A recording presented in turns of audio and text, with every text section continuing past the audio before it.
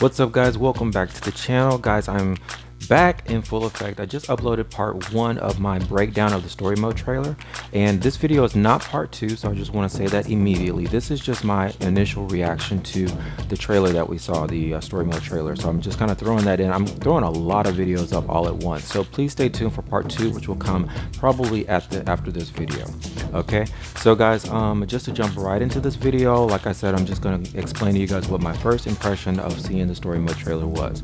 The first thing was that I felt really relieved after I saw the story mode trailer, because I felt like the game is slowly starting to feel like a real Mortal Kombat video game. At first, when I first saw the game in January and we saw like the gameplay footage and the community event live and all that stuff, I will be honest, Mortal Kombat 11 looked like Injustice 3. They had done so many changes. The characters looked like Injustice 2 characters. They had started using they borrowed a lot of the sound effects from Injustice 2 and they implemented it into Mortal Kombat 11. They took away the run feature, so now the combat style is very similar to how it was in Injustice 2, because of course there was no run button in that game either. And so Mortal Kombat 11 initially kicked off with a very strong vibe to it, as if NetherRealm was really just trying to give us a sequel to Injustice 2. Like literally they had taken Mortal Kombat and just kind of rewired it and reworked it to the point where it seemed like we were now getting Injustice 3 instead of an actual legitimate Mortal Kombat sequel. But with this story mode trailer, I feel so much more confident in seeing that this is now starting to turn into a title that is starting to feel like the sequel to Mortal Kombat X. It's not necessarily the sequel that I would have possibly preferred, but I will definitely give NetherRealm credit for, as they're slowly unveiling more characters and more stages and more information about the story mode, the game is starting to take on the look and resemblance and feel of an actual Mortal Kombat game. I still have a lot of questions in my mind, but I'm still going to hold off a lot of judgment until after I get a chance to play it myself. So that was my initial reaction to seeing this trailer, that it was really starting to wrap up and develop into something that really felt like now we're really in gear. Now we're really dealing with Mortal Kombat, the universe and the experience. Okay, so guys, another feature to the story mode which I thought was really cool to see was that we got more information on what Kronika's up to. We got a chance to see her pitching her new idea of some sort of coming kingdom and a new era happening, and she was trying to recruit Liu Kang and Kitana. She was recruiting some of the warriors in the past from the timeline rift that she was creating, Shao Kahn, Baraka, Devora, the new character, the Collector, and all that stuff. So we got a chance to see more of what she's up to and what she's trying to kind of set in motion, because we all know that she's going back into the past, but in this trailer we got a little more information, especially from the Elder Gods, knowing that she's trying to create what they've been referring to as a temporal Armageddon, where she's restaging Armageddon for whatever purposes she's trying to accomplish. So the story mode trailer definitely gave us more of a glimpse into Kronika, her character, and what she's up to. I was excited to see that the Revenants are back in full effect. I was really concerned that we were going to miss out on seeing the Revenants. I know we've seen Jade and we've seen Cabal, but from the full roster leak, it seems like there's still a lot of Revenants that are missing from the full roster leak. So I was still concerned as to whether or not we were going to see a strong presence of the Revenants playing a role in the story mode. But in the story mode, we do see a good amount of the NetherRealm. We do see a good amount of the battle that's going on between Raiden and the NetherRealm, as well as seeing Jade, seeing Cabal in this fortress or this tower or castle, whatever you want to call it, and they seem to be kind of on the front lines to Liu Kang and Kitana's army. And on top of that, of course, Liu Kang and Kitana are still in their Revenant form as well. And I have a suspicion that we're going to see other Revenant characters, but of course, NetherRealm decided to cut and paste the trailer so as to not give everything away. But I do have a suspicion that we're going to see some other characters, Revenant characters, who are playing a big role as well. And possibly I would like to kind of throw out and say that that we'll possibly see some Revenant characters available in one of the upcoming combat packs as well. So I'll just throw that out there. But I'm glad to see the return of the Revenants. I'm glad to see that they are active and they are, you know, being used, that they are playing a role in what's happening in the Netherrealm conflict and things like that. The thing that I'm kind of like, this is kind of frustrating, but it's a little comic relief, guys, the idea of Kitana and Liu Kang. I'm so tired of seeing them that every time I see them at the end of Mortal Kombat X, they have this look on their face like, do you know what's going on? I don't know what's going on. What's going on?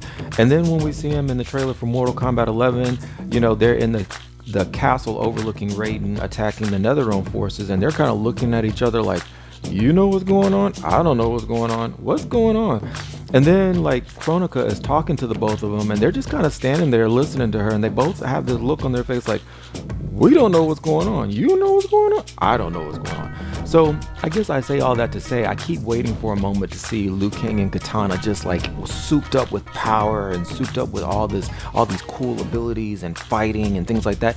But we really haven't had an opportunity to see in the story mode Kitana or Liu Kang showing off any sort of spectacular abilities as the Dark Emperor and Dark Empress. You know, every time I see them, they're just standing around like, what's going on? I don't know what's going on. You know what's going on? Maybe we should call someone to figure out what's going on. You got your cell phone? I don't have my cell phone. I left my cell phone in Outworld. Okay, well, you know, let's just find a new cell phone carrier here in Netherrealm. Anyway, so guys, you get what I'm trying to say. Another real cool surprise was to see that Shao Kahn is playing a very important role in the story mode, and I thought that he would be. I touched on this in my part 1 of my breakdown of the story mode trailer, but it's really cool to see the story.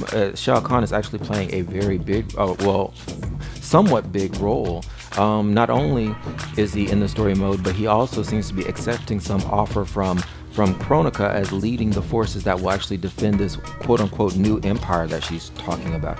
So Shao Kahn is actually in full effect, guys, and that's really cool to see. I'm glad to see that, and I'm actually waiting to see a face-off between Shao Kahn and Kotal Kahn. So it was unfortunate. I wish they could have showed that in the trailer. That would have really hyped people up.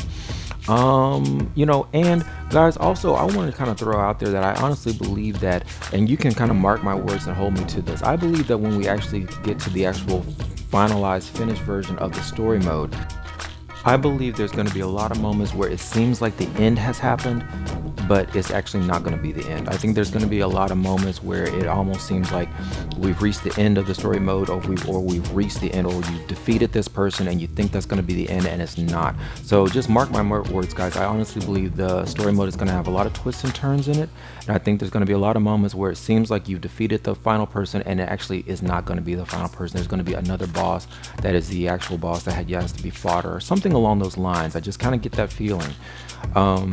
But yes, and also guys, a lot of people are talking about the fact that there's someone spying on either Liu Kang and well, actually, you know what, I'll put it like this. There's someone who's spying who we can't see their full face. After watching a lot of videos, I kind of agree with the people who say that they think there's Scorpion versus people saying it was Shang Tsung. At first I thought it was Shang Tsung too, but I don't think so. And it seems like he's spying. The way Netherrealm has chopped up the trailer, it appears as if he's spying on Raiden, on a scene with Raiden talking to Cassie Cage, but in reality there's another scene that's right next to the scene with Raiden and Cassie where Liu Kang and Kung Lao are walking along, and I think Scorpion is actually spying on Liu Kang and Kung Lao, and I think there's an evidence that proves that, because in the story mode we see Scorpion confronting Liu Kang and Kung Lao for whatever reason, and we don't know why. So it seems that Scorpion seems to be on his own personal mission, that we don't see any evidence that he's either fighting for or against Kronika, but there does seem to be a lot of evidence that he seems to be on his own personal mission or personal vow of vendetta or his own independent justice or whatever. So my personal take, if just to throw it out there, I think that's Scorpion spying versus Shang Tsung. So anyways, but that's another video. So guys, but going back to what I was saying, I think there's going to be a lot of twists and turns. I'll just end the video like this. According to that full leak that we revealed, there's 3 characters that are unlockable characters. There's Mileena, Shang Tsung, and Shinnok. And I've already mentioned Shinnok's head is rolling around, And for the trailer sets things up to make it seem as if Kronika is going to be the final boss, or she's the one who we're really going to have to look forward to in terms of fighting at the end of the game.